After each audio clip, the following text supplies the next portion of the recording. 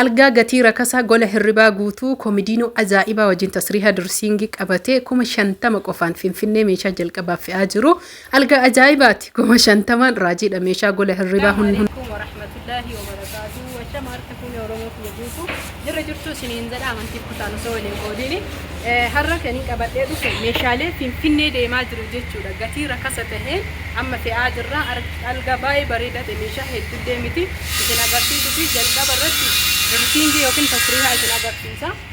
Tasriihaan tun baay'ee bareeddi akkasuma immoo diizaayiniin isii hedduu namatti tolaadha. Kursii diizaayin goonee kan hojjanneedha. Namoonni ajajachuu barbaadan haala margitan kana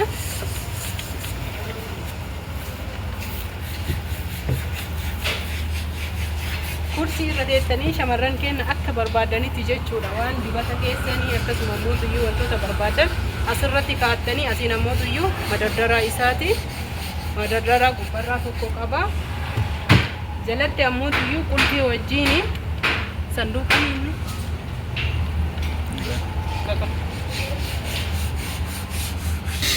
akka sorbatoota fi kabajamtoota kiyyaa madardara tokko madardara nuti baay'ee guddaadha. Akkasuma immoo jalatti balbala dulaabaa yookiin sanduuqa guddaa qabdi. Kunoo deemuuf amma haarayaa reef dalagamee xumuramee geeffamee qulfii wajjiin jechuudha. Hedduu miidhagaadha. Dirsiingii baay'ee guddoo taateedha. Akkasuma immoo inni kun kursiidha. Inni kun kursiidha. Kursii kana akka garagara hin taane diizaayinii bareedaa taheen laala ija keessanii. Kursii irra taa'an gubbaan isaa soofaadha. Yeroo fayyadamtanii geessitan haaluma kanaan itti deebiftanii jala isaatitti gommaa qabaa ka deemu jechuudha. Akka yoo lafarra deemtan waan baay'ee bareedaa ta'e ol fuudhuun illee akka isinitti dhuunfaanne gommaa isaa jechuudha. Gommaa fuudhu qaba. Arkiin immoo baay'ee xiqqaadha. Walirratti 50 algaa fi dirsiingiin koomediinoo lamaa qabate algaan baay'ee guddaadha. Isiin deemaa margarra waan ta'eef amma fe'uuf deemaa jirraanu.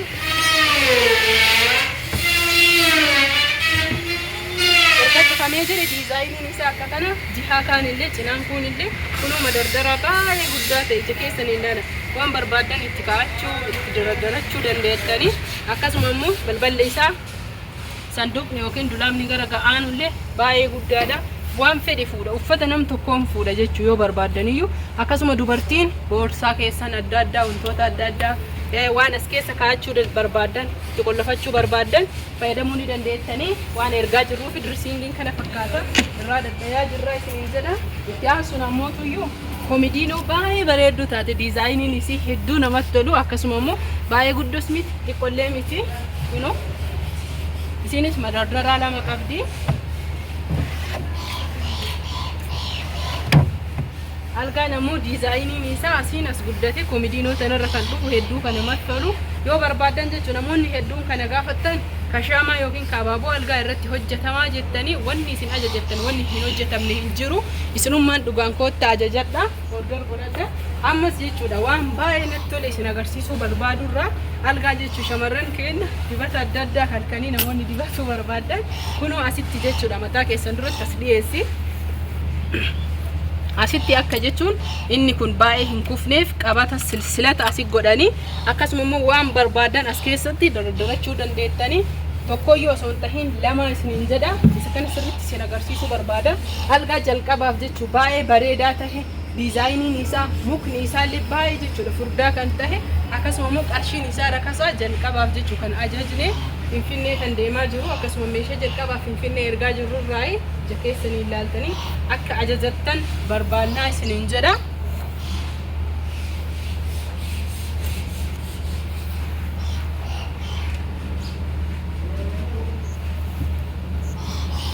Akkasuma ammoo keessa isaa sibiilli chuppuudiin irra taa'uu fi akkasuma keessi isaa sibiilli jechuudha. Chuppuudiin irra taa'u booda sanii firaashin irra taa'ullee ni qabna jechuun jira waliin dalagama. Yeroo feenu ammoo asitti jira. Haa tufu sibiila amma isin argisiisna sibiila kennee booda sanii chuppuudii gubbarraa kenna akka sibiilli dhufuuf meeshaa biraa isin agarsiisa. Algaa kana muktiin isaa laala. Namoonni hedduun diizaayinii isaa namoonni hedduun muka isaa nagaafattan jechuun mukni baay'ee tokkoffaa kan tahee fi akkuma jechuudha namoota furnichara dalagu keessatti anillee fagoo deemee kan isin dalaysiisu nama ajajachuu barbaade qofa dhugaan na dubbisa ammas ka caammaa isin argisiisa abbaan meeshaa kana dulaaba caammaa qaba dulaaba caammaa jechuudha dheerinni isaa mitira 2 gubbaa garaan isaa immoo 120 isin jechuu barbaade kunoo haala isin argitanii innis sodaatiin inni saala bareedaa taheen balbala sadiin dalagamee jira keessi isaa ammoo tuyyuu qabu bakka kuno keessi isaa haala kana madardara meeqa qaba takka 2 3 4 5 6 7 akkasuma kiisii kaalsii qaba kiisii kaalsitii fi qabetuuba akkasuma 7 bakka jechuun madardara 7 fi baay'ee guddaa akka ta'e kiisii kaalsii tokko qaba akkasuma asitti ammuutuyyuu ka boorsaa jechuun shamarran kennaa akkasuma ammuutuyyuu waan barbaadan boorsaa ijoollee keessanii kunoo haala asitti argitan kanaan ka boorsa kaata madardara tokko 2 3 4 5 innis madardara 5 jechuudha haaluma salphaan kunoo fakkeenya boorsaa kiyya kaayee isin agarsiisa akka barbaadanitti boorsaa 3 illee ni fuudha namoonni boorsaa hedduu hin qabne haala kanallee kaa'uu ni dandeettanii miidhaginaafis tahe akkasuma bootaa qusachuuf illee baay'ee isin gargaara shamarran kenna waan isin agarsiisuu barbaadu as keessatti geengoon kun kan qilleensa galchu yookiin ammoo tuyyuu akka hin ukkaamamne fakkeenyaaf wanni akka caammaa yookiin kophee waan ukkaamamu yookiin godhatamee ukkaamamee oolu akka fooliin isaa jechuun walumaa galatti gara alaatti bahu haala kanaan jechuudha geengoodha walumaa galatti dulaamni yookiin ammoo tuyyuu kan caammaa keessa kaayannu haala kanaan kan dalagamuudha diizaayinii biraallee yoo qabaattan ni hojjetama qarshiin inni ittiin dalagamellee rakasa 20 qofaan kan dalagameedha dheerinni isaa baay'ee guddaadha meetira 2 namoonni hedduun quumsaatiin yookiin dulaaba uffataatuyyuu akka isaa kana dalagatan jechuudha kanaaf namni ajajachuu barbaadan qofti lakkoofsa bilbilaa kiyya 9781572 WhatsApp Telegram qofaan na argachuu ni dandeettanii isiniin jedha warri ajajachuu barbaadan qofti ajajadha kanaaf amma algaa isin agarsiisuu barbaada sibiila algaa kunoo isa kana jechuudha argitanii kun sibiila fidanii dhuma kana keessa kaa'een haala amma jira argitanii isin agarsiisa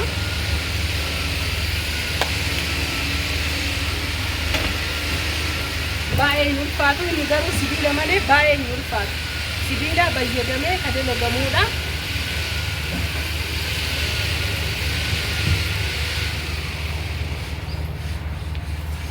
argitanii irra taa'ee isin agarsiise walumaa galatti sarraan fuudhi jira godhatanii namoonni firaash wajjin ajajachuu barbaadanillee firaash wajjinillee isiniif binnee isiniif maatii keessan geessinaa isiniin jedha gatii isaa namoonni yeroo hedduu na gaafattan ammoo gatiin isaa baay'ee kan rakasa yookiin hir'ataa tahee fi akkasuma meeshaan isaa ammoo baay'ee miidhagaa kan ta'e meeshaa guutuu ulaagaalee fi diizaayinii isaa kan eeggate kan qarshii 50 qofaan hojjetameedha isiniin jedha namoonni ajajachuu barbaadan kootta ajajadhaa yeroo gabaabaa keessatti isiniif xumurra nagaattiidhaan yookaan suuraa irra kaa'u suuraa biiralli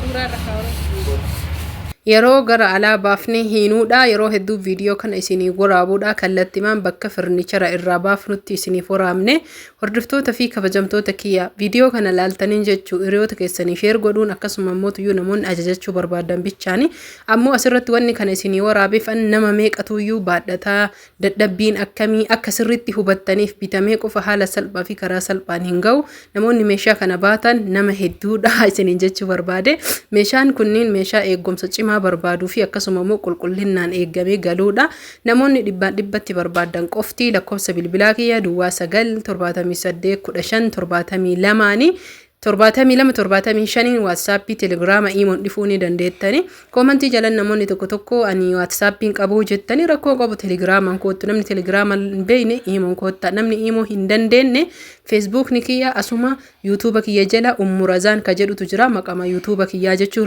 yuutuubni kee duraanii Razaan Ooroo jedha amma immoo Ummu Razaan jedha.